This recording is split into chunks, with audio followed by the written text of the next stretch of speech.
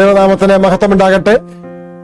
വീണ്ടും ഒരു മനോഹരമായ പ്രഭാതത്തെ കണ്ടുണരുവാൻ ദൈവം നമ്മളെ ഓരോരുത്തരെയും അനുവദിച്ച ദൈവത്തിന്റെ വലിയ കൃപയ്ക്കായി, ദൈവത്തിന്റെ വലിയ കരുതലിനായി നമുക്ക് ദൈവത്തെ സ്തുതിക്കാം, ദൈവത്തിന് നന്ദി പറയാം.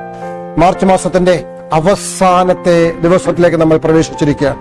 ഈ കഴിഞ്ഞ 30 ദിവസം ദൈവം നമ്മളെ അതിശയകരമായി കാത്തുപരിപാലിച്ചു. വരാമായിരുന്ന ആപത്തുകൾ, അനർത്ഥങ്ങൾ, ലോകത്ത് നടമാടിയ അനവധി സംഭവങ്ങൾ, അതൊന്നും നമ്മളെ ബാധിക്കാതെ എത്ര അതിശയകരമായി ദൈവം നമ്മളെ കാത്തുപരിപാലിച്ചു. ഇതൊക്കെ നമ്മുടെ മിടുക്കല്ല, ഇതൊന്നും നമ്മുടെ മിടുക്കല്ല, ഇതെല്ലാം ദൈവത്തിന് നമ്മോടുള്ളതായ കരുതലിന്റെ തെളിവാണ് എന്ന് തിരിച്ചറിഞ്ഞുകൊണ്ട് ഈ പ്രഭാതത്തിൽ നമുക്ക് നമ്മളെ തന്നെ ദൈവകരങ്ങളിൽ സമർപ്പിച്ചുകൊണ്ട് ദൈവത്തിന്റെ മന്നയാകുന്ന വചനം ആവോളം ഭക്ഷിച്ചുകൊണ്ട് നമ്മുടെ ഈ ദിവസത്തെ തുടങ്ങാം. ദൈവം നമ്മെ അതിനായി ഒരുക്കട്ടെ. നിങ്ങൾ ഏവരെയും ഇന്നത്തെ മോർണിംഗ് മന്നയിലേക്ക് സ്വാഗതം ചെയ്യുന്നു. ഇന്ന് നമുക്ക് ചിന്തിക്കാനുള്ളത് സങ്കീർത്തനങ്ങൾ 33-ന്റെ 4-ാമത്തെ വാക്യമാണ്. 33-ാം സങ്കീർത്തനം അതിന്റെ 4-ാമത്തെ വാക്യമാണ്. യഹോവയുടെ വചനം നേരുള്ളത്, അവന്റെ സകല പ്രവൃത്തിയും വിശ്വസ്തതയുള്ളത്.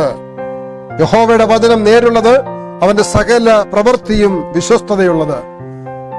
നമ്മൾ ചിന്തിക്കുന്ന വിഷയത്തിന്റെ ഹെഡിങ് എന്ന് പറയുന്നത് കെട്ടുകഥ ചമയ്ക്കുന്നവർ എന്നതാണ്. കെട്ടുകഥ ചമയ്ക്കുന്നവർ. നമുക്കറിയാം, കൊളംബസിനെ കുറിച്ച് നമ്മൾ കേട്ടിട്ടുണ്ട്. Christopher Columbus. അദ്ദേഹം ഒരു അമേരിക്കൻ നായകനായും സ്വേച്ഛാധിപതികളുടെ നിയന്ത്രിത ഭൂമിയിൽ നിന്ന് രക്ഷപ്പെടുന്ന കുടിയേറ്റക്കാരുടെ മഹത്തായ പ്രതീകമായും വാഴ്ത്തപ്പെടുന്നു. എന്നാൽ ക്രിസ്റ്റഫർ കൊളംബസ് ഒരു കീർത്തിമാനായി മാറിയത് സ്വയം ഉയർത്തിക്കൊണ്ടല്ല, മറിച്ച് പലർക്കും ആവശ്യമുള്ള ഒരു കണ്ടെത്തലിനു വേണ്ടി അജ്ഞാതമായ സമുദ്രത്തെ അഭിമുഖീകരിക്കുകയും മരുഭൂമിയുടെ അപകടങ്ങളെ അതിജീവിക്കുകയും ചെയ്തുകൊണ്ടാണ് എന്നുള്ളത് ചരിത്രകാരന്മാർ തിരിച്ചറിയുന്നു. കൊളംബസിനെ ജനപ്രിയനാക്കിയത് വാഷിംഗ്ടൺ ഇർവിംഗ് 1829 എഴുതിയ ഒരു ജീവചരിത്രത്തിലൂടെയാണ്. വസ്തുതയേക്കാൾ കൂടുതൽ പ്രണയമായിരുന്നു അതിന്റെ പ്രതിപാദ്യം. യൂറോപ്യൻ സാമ്രാജ്യത്വത്തെ മുന്നോട്ട് കൊണ്ടുപോകുന്നതിലും സ്പെയിനിന്റെ സമ്പദ് വ്യവസ്ഥയെ മുന്നോട്ട് കൊണ്ടുപോകുന്നതിലും സ്വതന്ത്ര നാട്, ധീരന്മാരുടെ ഭവനവും സ്ഥാപിക്കുന്നതിൽ കൊളംബസിന് ഒട്ടും താല്പര്യമില്ലായിരുന്നു. വൻതോതിലുള്ള അടിമ കച്ചവടത്തിന് അദ്ദേഹം നേതൃത്വം നൽകിയെന്നും ആയിരക്കണക്കിന് നാട്ടുകാരെ നശിപ്പിച്ച് രോഗങ്ങളും യുദ്ധങ്ങളും കൊണ്ടുവന്നുവെന്നും ഇപ്പോൾ പലരും വിശ്വസിക്കുന്നു. പ്രിയമുള്ളവരെ, കെട്ടുകഥകൾ ചമയ്ക്കുന്നവർ എന്നാണ് നമ്മുടെ ഇന്നത്തെ ചിന്താവിഷയം. നമ്മൾ ഉൽപ്പത്തി പുസ്തകം പരിശോധിക്കുമ്പോൾ അവിടെ സൃഷ്ടിപ്പിനെ കുറിച്ച് നമുക്ക് മനസ്സിലാക്കാൻ കഴിയും. ദൈവത്തിന്റെ വചനം പറയുന്നു, 6 ദിവസം കൊണ്ട് ദൈവം ഈ കാണുന്നതെല്ലാം, ഈ ഭൂമിയും ആകാശവും സമുദ്രവും നീററവുകളും അതിലുള്ള സകല ചരാചരങ്ങളെയും സൃഷ്ടിച്ചു എന്ന് ദൈവത്തിന്റെ വചനം അസംജ്ഞമായി പ്രസ്താവിക്കുന്നു. എന്നാൽ 6 ദിവസത്തിനുള്ളിൽ നമ്മുടെ ഈ ലോകം സൃഷ്ടിക്കപ്പെടുമെന്ന ആശയം അസാധ്യമാണെന്ന് ശാസ്ത്രം വെളിപ്പെടുത്തുന്നുവെന്ന് പരിണാമവാദികൾ അവകാശപ്പെടുന്നു. എന്നാൽ ചില ക്രിസ്ത്യാനികൾ പോലും സൃഷ്ടിയുമായി പരിണാമ ചിന്തകളെ വരിക്കാൻ ശ്രമിക്കുന്നുണ്ട്. ദൈവം ചില ജീവിതങ്ങൾ ആരംഭിച്ചുവെന്നും പിന്നീട് അവ പരിണമിക്കാൻ അനുവദിച്ചുവെന്നും അവകാശപ്പെടുന്ന ക്രിസ്ത്യാനികളുണ്ട്. എന്നാൽ ഈ ജനപ്രിയ വീക്ഷണങ്ങൾ തിരുവെഴുത്തുമായി യോജിക്കുന്നതേയില്ല. നമ്മുടെ ലോകം എങ്ങനെ സൃഷ്ടിക്കപ്പെട്ടു എന്നതിന്റെ ഒരു പ്രതീക പുരുഷനായി ഡാർവിനെ മാറ്റാൻ ചില ശാസ്ത്രജ്ഞർ ആഗ്രഹിക്കുന്നു. ബൈബിൾ ഈ വീക്ഷണങ്ങളെ ഉന്മൂലനം ചെയ്യുകയും നമുക്ക് സത്യം നൽകുകയും ചെയ്യുന്നു. 6 ദിവസം കൊണ്ട് കർത്താവ് ആകാശത്തെയും ഭൂമിയെയും കടലിനെയും അവയിലുള്ള സകലത്തെയും സൃഷ്ടിച്ചു എന്ന് പുറപ്പാട് പുസ്തകം 20-ാം അധ്യായം 11-ാമത്തെ വാക്യം പറയുന്നു. ദൈവവചനം ഉൽപ്പത്തിയുടെ കെട്ടുകഥ വ്യാഖ്യാനത്തെ ദൈവത്തിന്റെ വചനം നിരാകരിക്കുന്നു. ആദം എന്ന ഒരു യഥാർത്ഥ വ്യക്തിയുടെ ലംഘനങ്ങളെ കുറിച്ച് ഇയ്യോബിന്റെ പുസ്തകത്തിൽ പ്രതിപാദിക്കുന്നുണ്ട്. ജീവിതത്തിന്റെ ഏതെങ്കിലും താഴ്ന്ന രൂപത്തിലുള്ള പരിണാമമായിട്ടല്ല മനുഷ്യനെ ദൈവം സൃഷ്ടിച്ചത്. മനുഷ്യന്റെ ദൈവം ആദിയിൽ നേരുള്ളവനായി സൃഷ്ടിക്കപ്പെട്ടു എന്ന് ശലോമോൻ സഭാപ്രസംഗങ്ങളുടെ പുസ്തകങ്ങളിലൂടെ നമ്മളെ ഓർമ്മപ്പെടുത്തുന്നു. മനുഷ്യരാശിയുടെ സൃഷ്ടിയെക്കുറിച്ച് യേശു വ്യക്തമായി മത്തായിയുടെ സുവിശേഷത്തിൽ പറയുന്നുണ്ട്.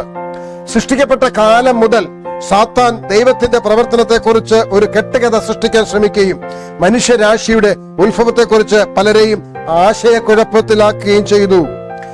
എന്നാൽ പിശാച്, അവൻ ആദ്യം മുതൽ കുലപാതകൻ ആയിരുന്നു. അവനിൽ സത്യം ഇല്ലായ്ക കൊണ്ട് സത്യത്തിൽ നിൽക്കുന്നതുമില്ല. അവൻ ഫോഷ്ക് പറയുമ്പോൾ സ്വന്തത്തിൽ എടുത്തു പറയുന്നു. അവൻ ഫോഷ്ക് പറയുന്നവനും അവന്റെ അപ്പനുമാകുന്നു എന്ന് യോഹന്നാന്റെ സുവിശേഷം 8-ാമത്തെ അധ്യായം 44-ാമത്തെ വാക്യം നമ്മളെ ഓർമ്മിപ്പിക്കുന്നു. അതുകൊണ്ട് പ്രിയമുള്ളവരെ, ഇന്ന് ലോകത്തിൽ കെട്ടുകഥകൾ ഒരുപാട് ചമയ്ക്കുന്ന ഒരുപാട് ആളുകളുണ്ട്. അതിന് ചില കാര്യങ്ങളാണ് ഇപ്പോൾ നമ്മൾ മനസ്സിലാക്കിയത്. ഈ സൃഷ്ടിപ്പ് 6 ദിവസം കൊണ്ട് നടക്കാൻ സാധ്യമല്ല എന്ന് ശാസ്ത്രത്തെ കൂട്ടുപിടിച്ചുകൊണ്ട് അനേകര് വാദിക്കുന്നു. നിർഭാഗ്യവശാൽ പല ക്രിസ്ത്യാനികളും അതിനോട് ചേർന്ന് പോകുന്നു. എന്നാൽ ദൈവത്തിന്റെ വചനം അസന്നിഗ്ധമായി പറയുന്നു, 6 ദിവസം കൊണ്ട് ഓരോ ദിവസവും ദൈവം സൃഷ്ടിച്ചത് എന്തൊക്കെയാണെന്നും അങ്ങനെ 6 ദിവസം കൊണ്ട് എന്തൊക്കെ സൃഷ്ടിച്ചെന്നും അങ്ങനെ 6 ദിവസം കൊണ്ട് ഈ ലോകത്ത് കാണുന്നത് എല്ലാം ദൈവം ഉളവാക്കി എന്ന് ദൈവത്തിന്റെ വചനം വളരെ വ്യക്തമായി പറയുമ്പോൾ, ആ സത്യത്തെ മനുഷ്യന്റെ ഹൃദയത്തിൽ ഇരിക്കാതിരിക്കേണ്ടതിന്, ഒരിക്കലും ആ സത്യം മനുഷ്യൻ അംഗീകരിക്കാതിരിക്കേണ്ടതിന് അവനിലേക്ക് കെട്ടുകഥകൾ, സംശയങ്ങൾ കൊണ്ടുവന്ന് ഇതൊന്നും 6 ദിവസം കൊണ്ട് സാധ്യമല്ല എന്ന് പറയുകയും, ദൈവത്തിന് നമ്മളെ ഓർമ്മിപ്പിച്ചെന്താണ്? സാത്താൻ സൃഷ്ടിക്കപ്പെട്ട കാലം മുതൽ ദൈവത്തിന്റെ പ്രവർത്തനത്തെ കുറിച്ച് കെട്ടുകഥ സൃഷ്ടിക്കാൻ ശ്രമിക്കുന്നു. മനുഷ്യരാശിയുടെ ഉത്ഭവത്തെ കുറിച്ച് പലരെയും ആശയക്കുഴപ്പത്തിലാക്കുവാൻ അവൻ ശ്രമിക്കുന്നു. അവൻ ആദ്യം മുതൽ ആരാണ്? കൊലപാതകനാണ്. അവനിൽ സത്യം ഇല്ല, സത്യത്തിൽ അവൻ നിലനിൽക്കുന്നതുമില്ല. അവൻ പറയുമ്പോൾ എവിടുന്ന് പറയുന്നു? ഫോഷ്ക് പറയുന്നു. എവിടുന്ന് പറയുന്നു? സ്വന്തത്തിൽ നിന്ന് എടുത്ത് ഫോഷ്ക് പറയുന്നു. ആ ഫോഷ്ക് ജനങ്ങൾക്ക് വിശ്വാസയോഗ്യമാകുന്ന വിധത്തിൽ അവതരിപ്പിക്കുവാൻ അവൻ ശ്രമിക്കുന്നു. അതുകൊണ്ട് ദൈവത്തിന്റെ മക്കളായിരിക്കുന്ന പ്രിയപ്പെട്ടവരെ, നമ്മൾ ആ ഫോഷ്ക് വിശ്വസിക്കാൻ ഇടയാവാതെ ദൈവത്തിന്റെ വചനമാകുന്ന സത്യം മാത്രം വിശ്വസിച്ചുകൊണ്ട്, അല്ലെങ്കിൽ സത്യമാകുന്ന ദൈവത്തിന്റെ വചനത്തെ വിശ്വസിച്ചുകൊണ്ട് ദൈവത്തിൽ നമ്മുടെ ജീവിതത്തെ സമർപ്പിക്കുവാനും ദൈവത്തെ അനുസരിച്ച് മുന്നോട്ട് പോകുവാനും ദൈവവചനം നമ്മളെ ശക്തരാക്കേണ്ടതുണ്ട്. അതിനായി നമുക്ക് നമ്മളെ പൂർണ്ണമായി ദൈവകരങ്ങളിൽ സമർപ്പിക്കാം. ആ സത്യം നമ്മുടെ ജീവിതത്തിൽ പ്രയോഗത്തിൽ വരുത്തുവാൻ നമുക്ക് ശ്രമിക്കാം. ഒരുപക്ഷെ കുട്ടിക്കാലത്ത് നമ്മൾ പല യക്ഷിക്കഥകളെ കുറിച്ച് കേട്ടിട്ടുണ്ടാകാം. പിന്നീട് ചിന്തിച്ചപ്പോൾ അതൊക്കെ മിഥ്യയാണെന്ന് നമുക്ക് മനസ്സിലായി. എന്നാൽ ദൈവത്തിന്റെ വചനത്തെ നമ്മൾ കേൾക്കും തോറും, വായിക്കും തോറും, മനസ്സിലാക്കും തോറും അത് മിഥ്യയല്ല, കെട്ടുകഥയല്ല, അത് യാഥാർത്ഥ്യമാണ്, അത് സത്യമാണ്, അത് വാസ്തവമാണ് എന്ന് നമുക്ക് തിരിച്ചറിവുണ്ടാകുന്നു, ബോധ്യം വരുന്നു. ചരിത്ര സംഭവങ്ങൾ അതിന് കൂട്ടുപിടിക്കുന്നു. അതുകൊണ്ട് ആ സത്യവചനത്തെ കെട്ടുകഥയാക്കുവാൻ ശ്രമിക്കുന്നവരുടെ കൂട്ടത്തിൽ പെടാതിരിക്കേണ്ടതിന് നമുക്ക് നമ്മളെ തന്നെ പൂർണ്ണമായി സമർപ്പിക്കാം, ദൈവകരങ്ങളിൽ സമർപ്പിക്കാം. ദൈവത്തിന്റെ യഥാർത്ഥമായ വചനത്തെ യഥാർത്ഥമായി കൈക്കൊണ്ടുകൊണ്ട് ആ ദൈവത്തിന്റെ യഥാർത്ഥ വിശ്വാസികളായി, യഥാർത്ഥ ദൈവ മക്കളായി തീരുവാൻ ദൈവം നമ്മളെ ഇടയാക്കട്ടെ എന്ന് പ്രാർത്ഥിക്കാം. നമുക്ക് പ്രാർത്ഥിക്കാനുള്ള സമയമാണ്. പ്രാർത്ഥിക്കുമ്പോൾ പ്രിയമുള്ളവരെ, നിങ്ങളുടെ പ്രാർത്ഥനാ വിഷയങ്ങളെല്ലാം ഒരുമിച്ച് നമുക്ക് പ്രാർത്ഥിക്കാൻ ഇടയാവട്ടെ. അതോടൊപ്പം ജന്മദിനമുള്ളവരെയും നമുക്ക് ഈ പ്രാർത്ഥനയിൽ ഓർക്കാം. ഇന്ന് ജന്മദിനമുള്ള പ്രിയപ്പെട്ടവരുടെ പേരുകൾ പറയാം. അഞ്ജു സാബു കുറ്റപ്പുഴ സഭയിൽ നിന്നും, റോബിൻ റോബർട്ട് വർഗീസ് കലഞ്ഞൂർ സഭയിൽ നിന്നും, ഈ 2 പ്രിയപ്പെട്ടവരെയും ദൈവം ധാരാളമായിട്ട് അനുഗ്രഹിക്കട്ടെ. അവരുടെ ജീവിതത്തിൽ ഒരു വർഷം കൂടെ ദൈവം നീട്ടിക്കൊടുത്തല്ലോ. എല്ലാ ജന്മദിന ആശംസകളും നേരാം. ദൈവം അവർക്ക് ആവശ്യമായ ആയുസ്, ആരോഗ്യം, ബലം എല്ലാം നൽകട്ടെ. നമുക്ക് ഒരുമിച്ച് പ്രാർത്ഥിക്കാം. ഞങ്ങളെ സ്നേഹിക്കുന്ന സ്വർഗീയ പിതാവേ, ഈ മനോഹരമായ ദിവസത്തിന്റെ പ്രഭാതത്തിൽ അവിടുന്ന് ഞങ്ങളെ കേൾപ്പിച്ചതായ നല്ല ദൈവവചനത്തിനായി ഞങ്ങൾ അങ്ങേക്ക് നന്ദി പറയുന്നു.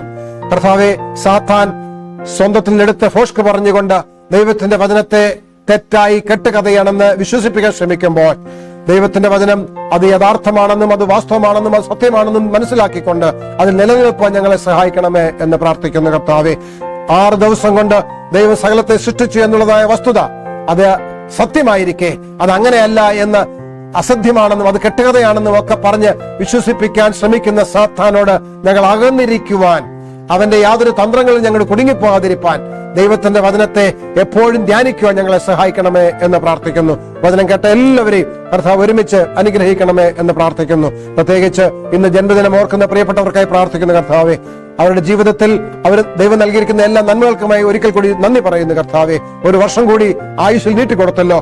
ഈ ഒരു വർഷവും ദൈവത്തിന് കൊള്ളാവുന്നതിനെ തീരുവാൻ ഇടയാക്കേണ്ടതിന് ദൈവത്തിന്റെ ജ്ഞാനം, ദൈവത്തിന്റെ എല്ലാ ബുദ്ധിയും ദൈവം അവർക്ക് നൽകണമേ എന്ന് പ്രാർത്ഥിക്കുന്നു. ആയുസ്സും ആരോഗ്യം ദൈവത്തിന്റെ വകയാണെന്ന് മനസ്സിലാക്കിക്കൊണ്ട് ദൈവത്തിൽ പൂർണ്ണമായി സമർപ്പിക്കപ്പെട്ട് ജീവിക്കാൻ സഹായിക്കണമേ എന്ന് പ്രാർത്ഥിക്കുന്നു.